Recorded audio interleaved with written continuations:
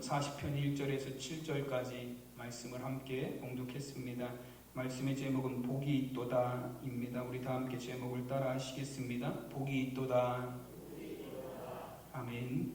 시편은 150편의 시로 이루어져 있습니다. 그 중에 한 73편 정도는 다윗이 지은 시이고, 여러분 다윗 외에도 모세와 솔로몬, 그리고 아삽과 고라자손, 그리고 에단과 헤만이라는 사람에 의해서 기록된 시들도 있습니다. 그리고 한 50개 정도의 시는 누가 지었는지 알 수 없어서 고아 시편이라고 불리우기도 합니다. 여러분, 이렇듯 시편의 시들은 많은 저자들에 의해서 한 1000년이 넘게 1000년에서 1500년 정도 사이의 기간 동안에 오랫동안 지어진 시들입니다. 그래서 굉장히 이 시편에는 다양한 주제들을 많이 다루고 있습니다. 감사시, 혹은 찬양시, 혹은 탄원시, 혹은 지혜시, 혹은 제왕시, 여러 가지 주제별로 여러 가지 시들이 이제 이 시편 150편 안에 담겨져 있습니다. 그러나 시편을 이제 가장 간단하게 정리해서 보는 방법은 무엇이냐면 이 시편의 서론과 결론을 보는 것이에요. 그러면 시편의 서론은 시편 1편이 서론입니다. 그리고 시편의 결론은 시편 150편이 결론이에요. 그래서 시편 1편과 150편의 내용을 보면 시편 전체에서 담고 있는 내용과 주제, 가장 중요한 시편의 주제가 무엇인지를 저희가 잘 알 수 있습니다. 시편 1편 1절 말씀의 시작은 복 있는 사람은 이라는 구절로 시작이 됩니다. 그리고 시편 150편의 가장 마지막 구절, 시편 150편 6절 말씀은 여호와를 찬양하라로 마무리가 되고 있습니다. 여호와를 찬양할지어다 할렐루야라는 구절로 마무리가 됩니다. 그래서 이 시편의 가장 첫 구절과 시편의 가장 마지막 구절을 합해 놓으면 어떤 말씀이 되냐면 복 있는 사람은 여호와를 찬양할지어다라고 그렇게 말할 수 있습니다. 즉 여러분, 시편에서 말씀하시는 가장 큰 주제는 무엇이냐면 복 있는 사람은 여러분 하나님을 찬양하며 사는 사람이고 하나님의 은혜 가운데 살아가는 사람이라는 것입니다. 여러분, 하나님의 백성들은 하나님을 찬양하며 하나님이 주시는 복을 누리는 삶을 살아가는 것, 여러분 그것이 하나님께서 주시는 진정한 복이다라는 것이 시편에 담겨져 있는 커다란 주제입니다.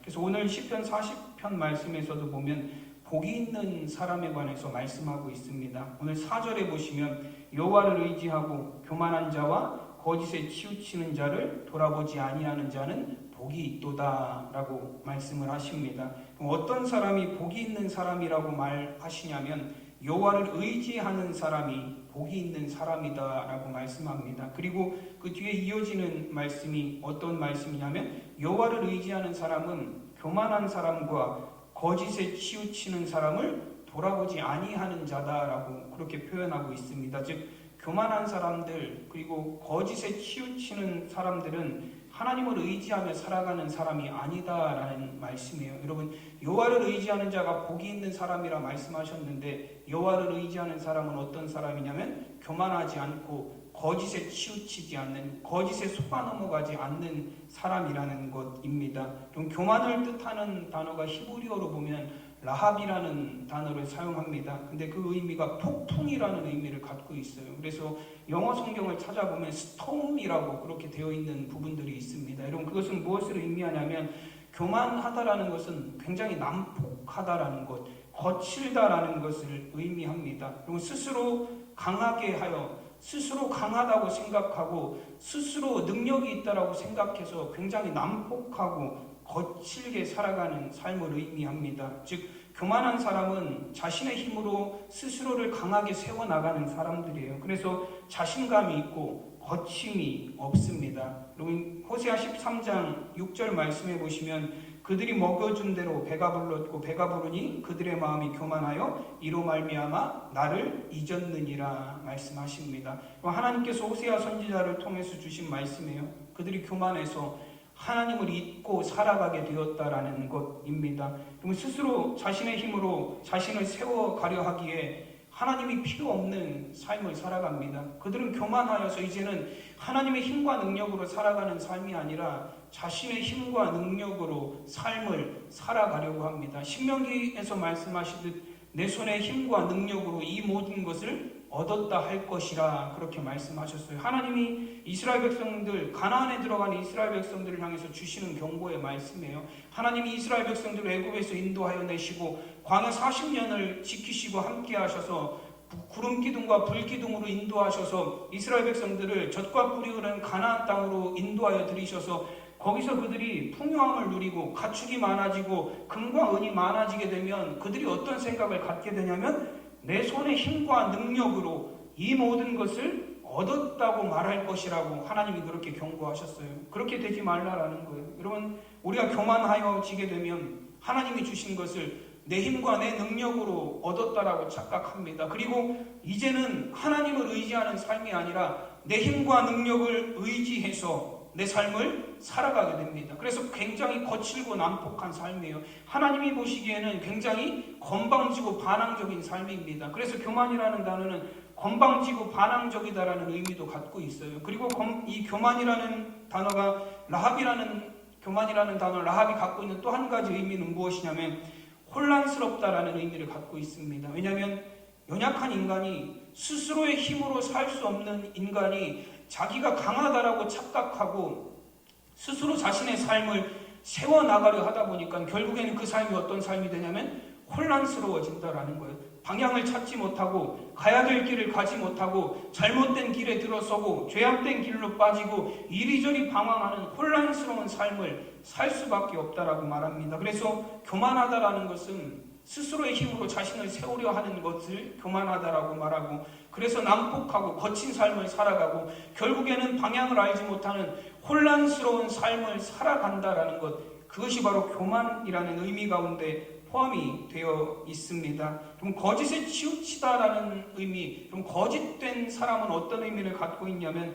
거짓에 속다, 거짓에 미혹되다라는 의미를 갖고 있습니다. 그래서 거짓이라는 단어는 카자브라는 히브리어 단어입니다. 그 의미는 실패하다, 공허하다라는 의미를 갖고 있어요. 여러분, 거짓된 것을 쫓아가는 사람들, 거짓된 것에 속아서 그거를 얻으려고 가는 사람들의 삶은 결국에는 실패한 인생이 될 수밖에 없고 결국에는 공허한 인생이 될 수밖에 없다라는 겁니다. 좀 그럴듯한 소리, 세상의 죄의 유혹에 악인들의 꾀에 속아서 넘어가서 그것이 최고인 것 마냥 그걸 따라가는 삶을 살아가요. 그러나 여러분, 결국에 거짓은 어떠냐면 공허해요. 왜냐하면 진짜가 아니기 때문에 그래요. 아무리 따라가도 거기에서 얻을 수 있는 것은 아무것도 없습니다. 그래서 거짓을 따라 살아가는 사람들, 거짓에 속아 살아가는 사람들은 그 인생의 결론이 공허할 수밖에 없습니다. 여러분, 거짓에 치우치다라는 것은 거짓에 속는다라는 의미예요. 또 이 거짓이라는 단어가, 카자브라는 단어가 빌리다라는 의미를 갖고 있습니다. 여러분, 이게 어떤 의미를 갖고 있냐면 내 것이 아닌 빌린 것에 혹은 잠시 있다가 없어져 버릴 것에 속아 넘어간다라는 의미를 갖고 있습니다. 여러분, 사람들은 세상의 거짓에 속아 살아가고 있습니다. 마치 세상의 재물과 권력이 영원할 것 같다라는 그런 세상의 속임에 넘어가고 있어요. 지금도 많은 사람들이 그래서 재물을 쫓아 살아가고 권력을 쫓아 살아가고 힘을 쫓아 살아갑니다. 왜냐하면 그게 영원할 것 같거든요. 세상은 그렇게 우리에게 말해요. 재물이 있으면 못할 것이 없다라고 말합니다. 그래서 세상의 모든 일들을 다 할 수 있을 것처럼 우리를 유혹해요. 그럼 권력이 있으면 세상에서 우리가 모든 걸 다 누리면서 살 수 있을 것처럼 우리를 속입니다. 그래서 사람들이 거기에 속아서 넘어가요. 여러분, 요즘 젊은 사람들이 하는 많은 얘기 중에 하나가 뭐냐면 영끌이라는 얘기를 많이 해요. 여러분 많이 들어보셨죠? 영끌. 그게 무슨 소리죠? 영혼까지 끌어다가 거기에다 투자한다라는 거예요. 영끌로 집을 산다, 아파트 산다. 무슨 의미예요? 있는 거 없는 거 다 끌어다가, 그리고 거기에다가 내 영혼까지 다 끌어다가 그거 하나 사는데 집중한다라는 거예요. 내 영혼까지 끌어다가 무슨 비트코인이라고 가상화폐 사는데 끌어다 투자한 사람들도 굉장히 많아요. 여기 세상 사람들이 세상의 가치에 속아 넘어가고 있습니다. 그것이 최고이고 그것이 내 삶을 평안하게 해주고 그것이 너의 영혼까지도 평안한 삶을 허락해 줄 것이다 라는 세상의 거짓에 속아 넘어가고 있습니다. 여러분, 야고보서 1장 16절에서는 속지 말라고 말씀하세요. 내 사랑하는 형제들아, 속지 말라. 여러분, 내 사랑하는 형제들아, 세상에 그런 속임에 넘어가지 말라라는 거예요. 여러분, 야고보서 1장 17절에서 이어서는 이렇게 말씀합니다. 온갖 좋은 은사와 온전한 선물은 다 위로부터 빛들의 아버지께로부터 오나니 그는 변함도 없으시고 회전하는 그림자도 없으시느니라 말씀합니다. 여러분, 온갖 좋은 은사와 온전한 선물은 다 하나님으로부터 온다라는 거예요. 위에 계신 하나님으로부터 오는 것이고 하늘로부터 오는 것입니다. 여러분, 그런데 세상은 우리를 속이고 있어요.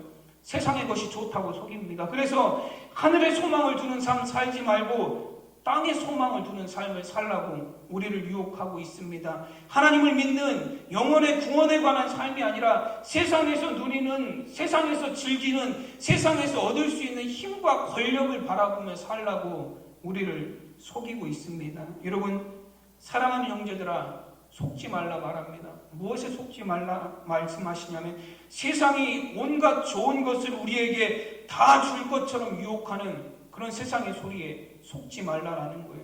그런 세상의 죄악의 소리에 속지 말라라는 겁니다. 악한 사람들이 우리를 악한 길로 이끌어가는, 죄의 구렁텅이로 이끌어가는, 절망의 구덩이로 우리를 이끌어가는 그런 세상의 소리에 속지 말라라는 것입니다. 여러분, 이 메시지 성경에서는 거짓에 치우치는 자를 돌아보지 아니하는 자에 대해서 이렇게 설명합니다. 세상이 예배하는 것을 무시하는 사람이라고 그렇게 표현하고 있습니다. 그럼 세상이 예배하는 것이 무엇이 있습니까? 세상 사람들이 숭배하는 세상의 숭배의 대상이 무엇이 있습니까? 세상 사람들이 하나님보다 더 좋아하는 것이 무엇이 있습니까? 재물이에요. 권력입니다. 세상의 쾌락이에요. 그게 세상이 예배하는 대상이에요. 여러분, 우리 그리스도인들은, 하나님의 백성들은 세상이 예배하는 그런 예배의 대상을 무시하면서 살아가야 된다라고 말씀합니다. 그것이 정말로 거짓에 속지 않는 삶이다라고 말하는 거예요. 여러분, 그리스도인들조차도 세상이 예배하는 것들을 똑같이 예배하는 사람들이 많이 있어요. 우리가 하나님을 예배하는 자리에 나와 있지만 우리의 삶은 하나님을 예배하는 삶을 살아가지 못하고 있습니다. 우리도 세상의 재물을 예배하는 삶을 살아가고 있어요. 그래서 예수님께서도 복음서에서 말씀하시기를 무엇이냐면 내가 재물과 하나님을 동시에 겸하여 섬길 수 없다라고 말씀하세요. 왜냐하면 그런 사람들이 많기 때문에 그래요. 그런 사람들이 너무 많기 때문에 예수님 말씀하시는 거예요.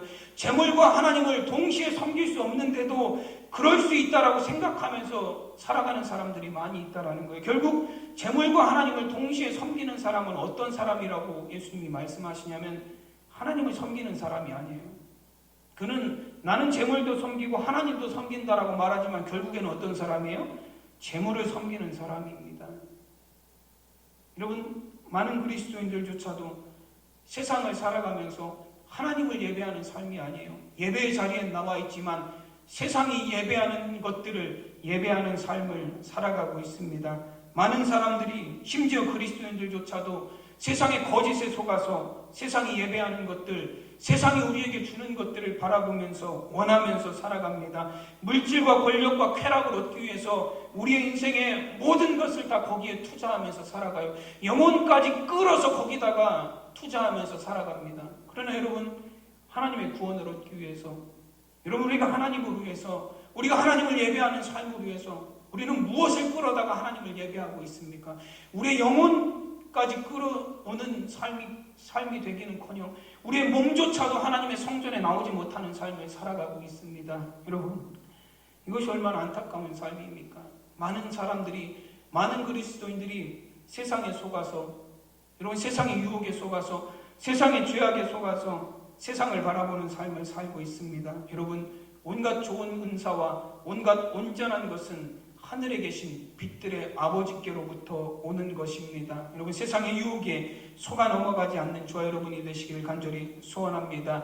여러분, 복 있는 사람은 교만해서 스스로의 힘에 도취되어서 혼란스러운 삶을 살지 않습니다. 또 복 있는 사람은 세상의 거짓에 속아서 헛된 것을 의지하지 않고 헛된 것을 쫓아 살아가지 않는 사람입니다. 복 있는 사람은 겸손해서 하나님을 온전히 의지하고 순종하며 세상의 거짓되고 헛된 영광을 구하지 않고 하나님의 나라를 소망하며 하늘의 영광을 구하며 살아가는 사람들입니다. 그럼 그렇게 복 있는 사람, 여호와를 의지하는 사람들에게 하나님께서 몇 가지 복을 주신다라고 오늘 말씀에서 기록하고 있습니다. 첫 번째는 하나님이 우리에게 여호와를 의지하는 자에게 구원의 복을 주신다라고 말씀하십니다. 오늘 2절에서 이렇게 말씀합니다. 나를 기가 막힌 웅덩이와 수렁에서 끌어올리시고 내 발을 반석 위에 두사 내 걸음을 견고하게 하셨도다 말씀합니다. 그럼 기가 막힐 웅덩이라는 것은 멸망의 웅덩이를 의미합니다. 그래서 공동번역 성경에서는 이 기가 막힐 웅덩이를 뭐라고 기록해놨냐면 죽음, 사망이라고 기록해 놓았습니다. 여러분, 요한계시록에는 무저갱이라는 표현으로 지옥을 표현합니다. 이 무저갱이라는 의미는 끝이 없는 구덩이에요. 오늘 말씀에 나오는 기가 막힌 웅덩이와 똑같습니다.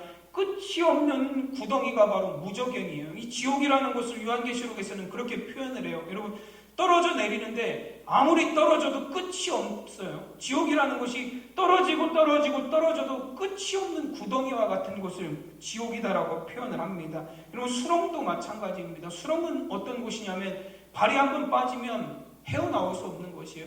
거기서 빠져나오려고 발버둥 치면 칠수록 더 깊은 곳으로 빠져드는 것이 바로 이 수렁입니다. 여러분, 기가 막힌 웅덩이와 수렁이 표현하는 것은 무엇이냐면 우리가 죄의 수렁에 빠져서 죄의 웅덩이에 빠져서 도무지 헤어나올 수 없는 결국에는 죽음과 멸망, 지옥이라는 결론을 맺을 수밖에 없는 우리의 불쌍한 인생을 의미하는 거예요. 그런 기가 막힌 웅덩이와 수렁에서 누가 우리를 건지신다라고 말씀하시냐면 하나님이 우리를 건지시고 구원하여 주신다라고 말씀합니다. 여러분, 우리 스스로의 힘으로 빠져나올 수 없는 그 수렁에서, 죽음이라는 구덩이에서, 죄라는 기가 막힌 웅덩이에서 하나님의 손으로 우리를 건지시고 구원하여 주십니다. 하나님이 우리를 거기서 끌어올리셔서 지옥으로부터, 죄와 사망으로부터 우리를 구원하여 주셨습니다. 많은 그리스도인들이, 많은 성도들이 아직도 하나님이 주시는 참된 구원의 복을 누리며 살지 못하는 분들이 많이 있습니다. 여러분, 어떤 사람들 가운데는 아직도 이런 얘기들을 하시는 분들이 많이 있어요. 내가 예수님 믿고 받은 복이 뭐가 있냐라는 거예요. 내가 예수님 믿고 받은 복이 뭐가 있냐라는 거예요. 나 예수 믿고 나 수십 년 신앙생활했지만 내가 예수님 믿고 신앙생활하면서 복 받은 거 단 한 개도 없다. 혹시 그런 얘기 하신 적 있으세요? 그런 얘기를 하시는 분들이 가끔 있어요. 신방 가서도 이렇게 가끔 얘기를 해보면 나 수십 년 신앙생활 했는데 하나도 복 받은 거 없다고. 하나님 나한테 복 준 거 하나도 없다고. 가난하고 병들고 어렵고 힘들고 일평생 힘들게만 살아왔지 복 받은 건 하나도 없다라고 말씀하시는 분들이 많이 있어요. 여러분, 정말로 하나님께서 여러분에게 주신 복이 단 하나도 없으신가요? 우리가 예수님 믿는다고 하면서도, 교회 다닌다고 하면서도, 수십 년 신앙생활을 하고도 하나님이 나에게 주시는 복이 무엇인지를 제대로 깨닫지 못하시는 분들이 많이 있어요. 왜 하나님이 나에게 주신 복이 하나도 없다라고 말하느냐면 세상 사람들이 생각하는 복과 하나님이 우리에게 주시는 복을 똑같이 생각을 해요. 여러분, 하나님 믿고도 물질의 복을 최고라고 생각하고, 하나님 믿으면서도 세상에서 자녀들이 잘 되고 세상에서 권력을 누리고 세상에서 성공하는 걸 복이라고 생각해요. 그래서 그 복이 아니면 내가 복 받은 게 하나도 없다라고 생각을 합니다. 여러분, 세상 사람들이 누리는 복과 하나님의 자녀들이 누릴 영적인 복이 똑같은 거라면 우리가 굳이 하나님을 믿을 필요가 뭐가 있습니까? 여러분, 돈 많이 벌고 싶으면, 세상에서 권력자의 자리에 앉고 싶으면 굳이 우리가 하나님 믿을 필요 없어요. 여러분, 믿지 않는 사람들도 부자로 사는 사람들 수두룩합니다. 여러분, 교회 생전 한 번도 안 와본 사람들도 우리나라 정치 권력 가진 사람들 수두룩하게 있어요. 여러분, 우리는 잘못 생각하고 있어요. 세상 사람들이 속아서 살아가는 그 세상의 가치를 그리스도인이 되어서도, 예수님을 믿으면서도, 하나님을 믿으면서도 그것이 변하지 않고 여전히 우리는 세상에 속아서 살아가고 있는 인생을 살아가고 있습니다. 에베소서 1장 3절에서는 이렇게 말씀합니다. 찬송하리로다. 하나님 곧 우리 주 예수 그리스도의 아버지께서 그리스도 안에서 하늘에 속한 모든 신령한 복을 우리에게 주시되 라고 말씀합니다. 여러분, 하나님께서 우리에게 그리스도 안에서 하늘에 속한 모든 신령한 복을 우리에게 주신다고 말씀하세요. 복을 한 개, 두 개만 주시겠다라고 말씀하시는 게 아니라 하늘에 속한 신령한 모든 복을 우리에게 주시겠다라고 말씀하세요. 하나님은 우리에게 이미 하늘에서 주시는 모든 신령한 복을 우리에게 다 주셨습니다. 우리는 단 하나도 복받지 못했다라고 그렇게 느끼며 살아가지만 하나님은 주실 수 있는 모든 복을 우리에게 이미 다 주셨어요. 여러분, 예수 그리스도를 통해서 하나님께서 우리에게 주시는 복은 세상의 복이 아닙니다. 하늘에 속한 신령한 복이라고 말씀하셨습니다. 영적인 복을 우리에게 주세요. 하나님이 우리에게 주시는 신령한 복, 영적인 복은 무엇입니까? 에베소서 2장 4절에서 5절까지 말씀해 보시면 긍휼이 풍성하신 하나님이 우리를 사랑하신 그 큰 사랑으로 인하여 허물로 죽은 우리를 그리스도와 함께 살리셨고 너희는 은혜로 구원을 받은 것이라 말씀합니다. 죄로 인해서 죽었던 우리, 빠져나올 수 없었던 죄의 구덩이에서 헤매고 있던 우리를 하나님께서 그리스도 예수의 피로 우리의 죄를 사하시고 우리를 그 죄와 사망의 깊은 웅덩이에서 끝이 없는 무저갱의 속에서 우리를 건지시고 구원하여 주셨습니다. 여러분, 하나님이 우리를 죄와 사망에서 건지셨어요. 그것이 하나님이 우리에게 주시는 가장 큰 복이고 가장 큰 은혜입니다. 여러분, 이제부터는 내가 예수 믿고 복 받은 거 하나도 없다고 말씀하시지 마세요. 여러분, 주변에서 여러분들에게 가끔 물어보시는 경우도 있을 거예요. 교회 안 다니시는 분들이 왜 교회 다니냐고, 교회 다녀서 당신이 하나님이 당신에게 주신 복이 뭐가 있냐고, 교회 다녀서 당신의 삶이 달라진 게 뭐가 있냐고, 교회 다녀서 당신이 좋아진 게 뭐가 있냐고 안 물어보세요? 아마 물어보셨을 거예요. 주변에서 가족들도 물어보고 자녀들도 물어보고, 안 다니는 자녀들이 있으면 안 다니는 자녀들도 물어보고, 안 다니는 남편들도 물어보고, 오래돼서 그렇지 물어보기는 물어봤을 거예요. 그럼 물어보면 여러분 뭐라고 대답하세요? 우물쭈물 하시나요? 글쎄 뭐가 좋아졌지? 수십 년 교회는 다녔는데 좋아진 건 하나도 없는 것 같은데? 그러면 뭐라고 얘기하겠어요? 그 얘기를 들으면? 그럼 뭐하러 교회 다녔냐고, 수십 년 신앙생활 뭐하러 신앙생활 했냐고, 하나님 믿는다고 열심히 믿었는데 좋아진 것도 없고 받은 복도 하나도 없고 달라진 것도 없고 아무것도 없는데 나랑 똑같은데 나는 오히려 주일날 놀러나 다녔지, 나는 오히려 주일날 나가서 일해서 돈이나 벌었지, 당신은 도대체 하나님 믿어서 뭐가 달라졌냐라고 말하면 여러분, 우리가 뭐라고 말할 수 있겠습니까?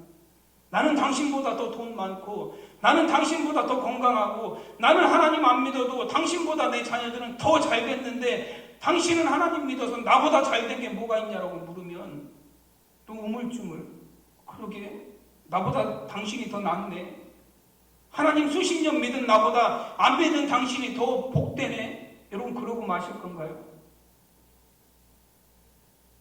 여러분, 자신 있게 말하시기 바랍니다.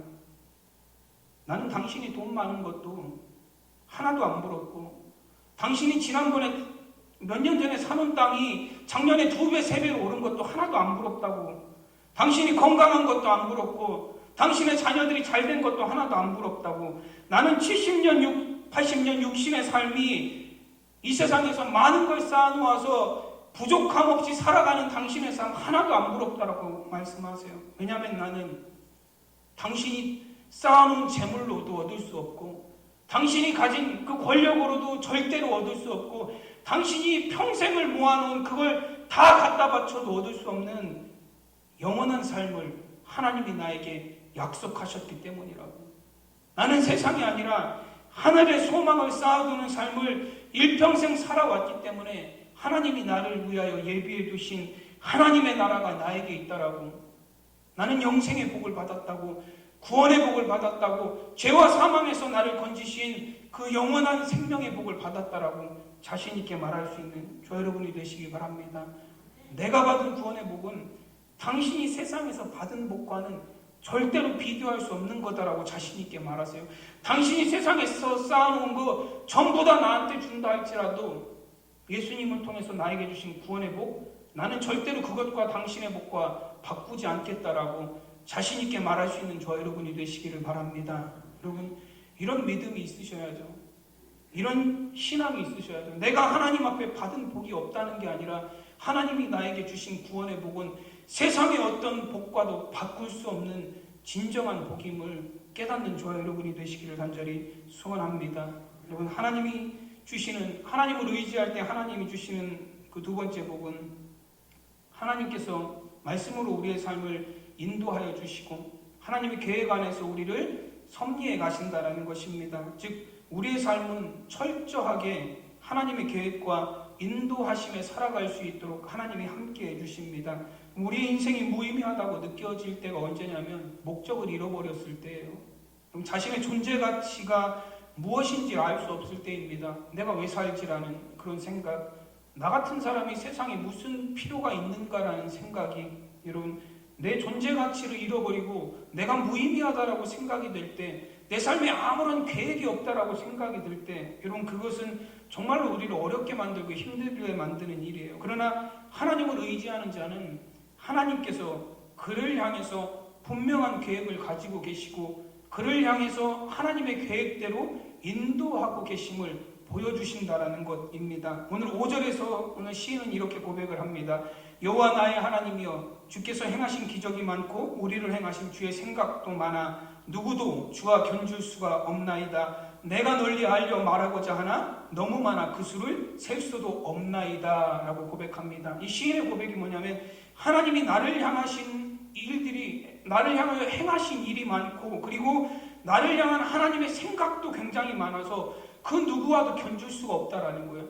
하나님은 여태까지 나의 삶을 인도하여 오셨고 그리고 앞으로 나의 삶을 인도해 가실 그 계획과 생각들이 너무 많이 하나님은 갖고 계시다라는 거예요. 그래서 메시지 성경에서는 이 부분을 이렇게 해석을 했습니다. 주께서 우리를 위해 생각하시고 계획하신 그 놀라운 일은 너무 많아서 아무도 헤아릴 수가 없습니다 라고 되어 있습니다. 여러분, 하나님은 우리를 향해 놀라운 일들을 계획하고 계시고 하나님은 우리를 위하여 많은 생각과 많은 계획을 가지고 계시다라는 거예요.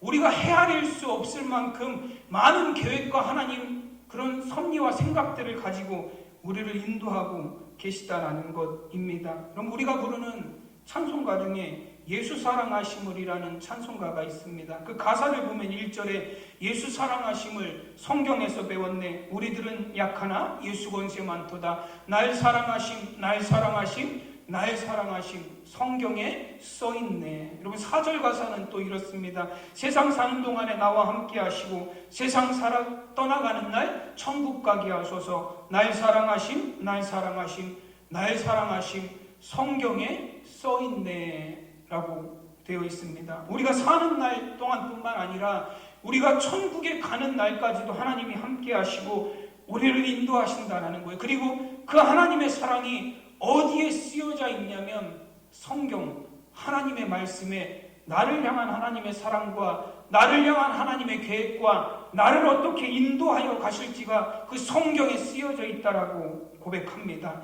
오늘 7절에서도 시인은 이렇게 고백을 합니다. 그때 내가 말하기를 내가 왔나이다. 나를 가리켜 기록한 것이 두루마리 책에 있나이다 라고 고백을 합니다. 하나님, 나를 가리켜 나를 위한 계획, 나를 위해서 하나님이 인도하실 그 하나님의 섭리와 모든 계획들이 두루마리 책에 하나님의 말씀에 성경에 기록되어 있습니다 라고 고백하고 있습니다. 여러분, 우리가 하나님의 은혜를 깨닫게 된다는 것은 무엇을 의미하냐면 하나님의 말씀을 통해서 나를 향한 하나님의 계획을 깨닫게 된다는 것을 의미합니다. 여러분, 하나님은 말씀을 통해서 우리를 인도하고 계시고 하나님은 말씀을 통해서 우리를 하나님의 뜻 가운데로 살아가게 만듭니다. 그래서 시편 119편 기자는 주의 말씀이 내 발의 등이고 내 발의 빛이라고 고백을 합니다. 왜냐하면 하나님의 말씀이 내 삶을 인도하여 가시기 때문에 그렇습니다.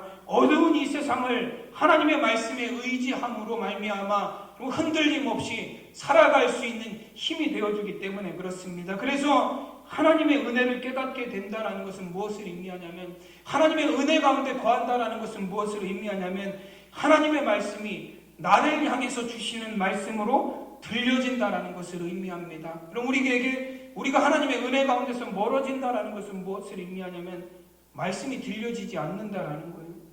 그 말씀이 깨달아지지 않기 시작한다라는 겁니다.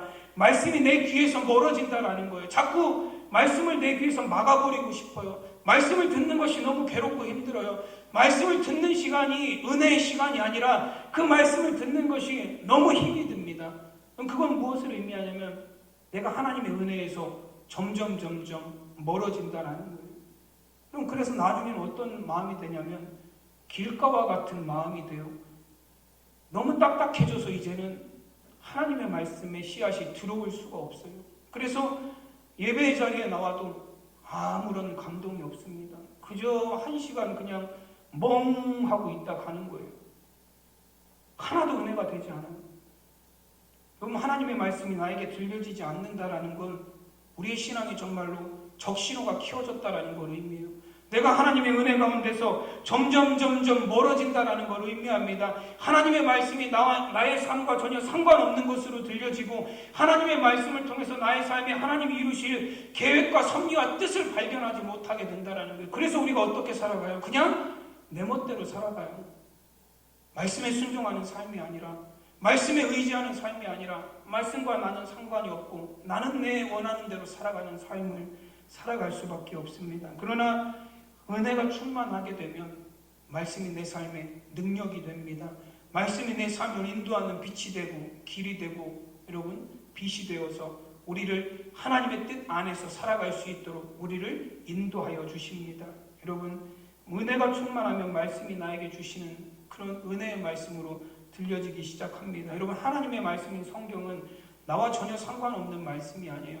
여러분 나를 구원하시기 위한 하나님의 계획과 하나님의 섭리가 그곳 안에 그대로 기록된 말씀이 바로 하나님의 말씀입니다. 우리 이민원 장로님이 저에게 주신 책 한 권이 있어요. 그 이민원 장로님 동생분이 쓰신 이민자 권사님이 쓰신 120개의 도시와 섬을 돌아다니면서 이제 전도한 이야기를 담은 책입니다. 책 제목이 바보 가족의 전도 행전이라는 그런 책이에요. 그 책에 보면 그 권사님이 성령 체험하게 된 계기에 대해서 책 초반에 이렇게 써놓으신 부분이 있어요. 이제 천보산이라는 기도원에 가서, 천보산에 있는 기도원에 가서 이제 철야 예배를 참석하게 되셨는데, 거기서 이제 그 기도원을 한 번도 가본 적이 없고, 거기서 말씀을 전하시는 목사님도 처음 보는 분이에요. 근데 그 예배에 참여해서 그 목사님의 설교를 듣는데, 처음부터 끝까지 모든 설교 말씀이 나에 대해서, 권사님 자신에게 대해서 하는 이야기로 들린다는 거예요. 그래서 제가 그 책에 나온 그대로 표현을 하면, 그대로 읽어드리면 그 구절에 이런 구절이 있습니다. 나는 그날 이 기도원 예배에 난생 처음 참여했다. 순간적으로 너무 놀라게 되니 착각에 빠지게 되었다.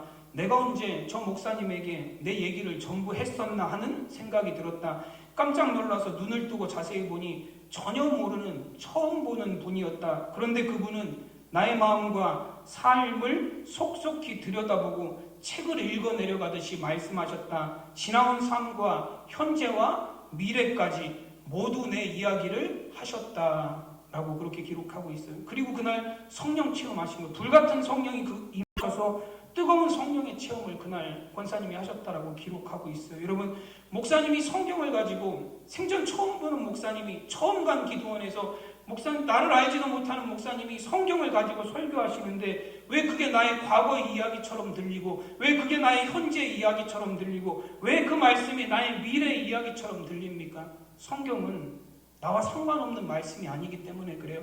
하나님께서 나를 향해서 세우신 계획과 나의 걸음을 인도하신 모든 하나님의 이야기가, 나를 향한 하나님의 이야기가 그 성경 안에 포함이 되어 있기 때문에 그렇습니다. 그래서 여러분, 정말로 하나님이 우리에게 주시는 참된 복은 무엇이냐면, 하나님이 우리의 삶을 하나님의 계획과 말씀으로 지금도 인도하여 가고 계시다라는 것입니다. 그래서 하나님이 주시는 참된 복을 깨달은 사람은 현재의 상황 때문에 낙심하거나 절망하지 않습니다. 왜냐하면 하나님이 나의 걸음걸음, 나의 삶의 계획을 가지고 계시고 지금도 그 삶의 계획에 따라서, 말씀에 따라서 나를 인도하고 계시기 때문에 그렇습니다. 그래서 오늘 4절 말씀에 복이 있도다라고 말씀하세요. 그럼 복이라는 것이 에쉐르라는 단어라고 제가 여러 번 여러분들한테 말씀을 드렸어요. 그 의미는 뭐냐면 똑바로 가다라는 의미입니다. 복이라는, 성경에 나오는 이 복이라는 단어가 재물이 많다라는 의미가 아니에요. 권력을 가졌다라는 의미가 아닙니다. 세상에서 성공했다라는 의미가 아니라 똑바로 가다라는 의미예요. 하나님의 말씀이 내 중심에 잡아서 똑바로 가다라는 의미예요. 오늘 8절 말씀에서도 보시면 나의 하나님이여 내가 주의 뜻 행하기를 즐기오니 주의 법이 나의 심중에 있나이다 하였나이다 라고 고백을 합니다. 하나님의 법이, 하나님의 말씀이 나의 마음의 중심에 있다라고 고백을 하는 거예요.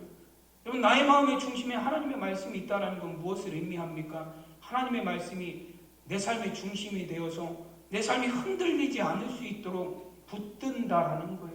세상의 죄의 유혹에 빠지지 않을 수 있도록, 악인들의 꾀에 넘어가지 않을 수 있도록, 잘못된 길에 들어서지 않도록 하나님의 말씀이 나의 마음의 중심에 있어서 나를 흔들림 없이 살아갈 수 있도록, 주님을 향해서 똑바로 나아갈 수 있도록, 천국 소망을 가지고 세상 가운데 거짓에 속지 않고 하나님의 나라를 향하여 나아갈 수 있도록 나를 붙드시는 힘과 능력이 된다라는 고백입니다. 여러분, 그게 참된 복이에요. 비뚤어지지 않고 잘못된 길로 나아가지 않고 흔들리지 않고 하나님의 말씀을 중심으로 삼아서 하나님의 계획과 섭리 안에서 살아가는 성도의 삶입니다. 여러분, 하나님은 우리에게 이런 귀한 복을 주셨습니다. 죄와 사망 가운데 정말로 우리 스스로 헤어나올 수 없는 기가 막힌 웅덩이와 수렁에서 우리를 구원하시고 건져내 주셨습니다. 또한 말씀을 주셔서 우리가 이 험한 세상, 그럼 이 악한 세상, 혼란스러운 이 세상 가운데서도 죄악으로 치우치지 아니하고 방황하지 아니하고 말씀에 의지하여서 하나님의 계획과 섭리 안에 살아갈 수 있도록 하나님께서 우리에게 말씀의 복을 주셨습니다. 여러분, 정말로 우리 사랑하는 성도들의 삶이 하나님이 주시는 복을 깨닫고 살아가는 삶이 되시기를 바랍니다. 시편 49편 20절 말씀에서는 이렇게 말씀합니다. 존귀하나 깨닫지 못하는 사람은 멸망하는 짐승과 같도다 말씀합니다. 사람은 하나님께서 존귀하게 지은 존재입니다. 그러나 하나님이 주시는 복을 깨닫지 못하고 살면, 하나님이 나를 구원하신, 죄와 사망에서 건지신 구원의 복을 깨닫지 못하고, 그리고 하나님이 지금도 우리를 하나님의 말씀으로 우리의 삶을 계획하시고 인도하고 계심을 깨닫지 못하면 우리는 멸망하는 짐승과 같다라는 거예요. 존귀한 존재들이지만 사람이 하나님의 은혜를, 하나님이 주시는 참된 복을 깨닫지 못하면 짐승과 다를 바 없는 삶이다라는 거예요. 여러분, 우리가 하나님의 자녀로 구원받은 자녀로 부르심받아 살아갑니다. 여러분, 그런 우리의 삶 가운데 하나님이 주시는 복을 깨닫지 못하면 우리가 세상 사람들과 다른 것이 무엇이 있습니까? 여러분, 우리가 정말로 하나님이 우리에게 주신 귀한 보물, 그 참된 복을 깨닫고 지키며 살아가는 저와 여러분이 되시기를 바랍니다. 세상의 거짓된 영광에 속아서 그것을 따라가는 삶이 되지 않고 교만하여서 하나님의 말씀의 인도하심을 받지 못하는 향방 없는 삶이 아니라 정말로 주신 복을 바르게 깨달아 구원의 복을 누리고 또 말씀으로 인도하여 주시는 하나님의 섭리의 복을 누리며 살아가는 저와 여러분이 되시기를 간절히 축원합니다. 기도하겠습니다. 하나님의 은혜와 사랑을 감사드립니다. 하나님, 우리를 하나님의 자녀로 삼아주시고 구원하여 주신 하나님의 놀라우신 은혜에 감사합니다. 하나님, 죄와 사망에서 기가 막힌 웅덩이와 수렁에서 우리는 도무지 빠져나올 수 없는 깊은 죄의 구덩이에서 우리를 구원하여 주시고 우리를 하나님의 백성 삼아주셔서 영생의 소망을 갖고 살아가게 하시니 감사드립니다. 또 어둡고 혼탁한 이 시대 가운데서 주의 말씀을 우리의 마음밭에 두셔서 우리의 중심에 두셔서 우리가 세상을 살아가면서 이리저리 흔들리지 않게 하시고 말씀에 의지하여서 하나님의 계획과 뜻을 이루어가며 살아갈 수 있는 귀한 복을 주신 은혜를 감사드립니다. 하나님, 우리가 정말로 하나님이 주신 이 두 가지 복을 잊지 않게 하시고 깨달아 우리의 삶 가운데 온전히 누리며 살아가는 성도의 삶 되게 하여 주시옵소서. 감사하며 우리 주 예수 그리스도의 이름으로 기도드리옵나이다. 아멘. 우리 다 함께 찬송가 440